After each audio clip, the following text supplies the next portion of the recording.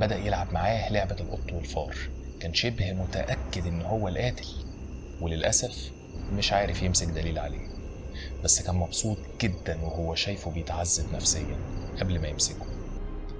وبيبتدي راسكولنيكوف ينهار سنة سنة ويتعامل ببرود مع أهله وأصحابه، على طول منفصل عن الواقع وغرقان في أفكاره، وكل شوية يقرب يعترف ويرجع في كلامه تاني. والتحقيق مش بيكون بوليسي بس، الكاتب دوستويفسكي بيخليك تحس ان انت جوه دماغه، بتسمع الأصوات اللي بتشده من الناحيتين، الكبرياء والذنب، لحد ما بيعترف لسونيا اللي خطيئته ما بتبعدهاش عنه، بالعكس دي بتتقبلها وبتقوله انه يومها ما قتلش الست العجوزة، هو قتل نفسه، واقنعته انه يروح يعترف ويعاقب نفسه عشان يرتاح.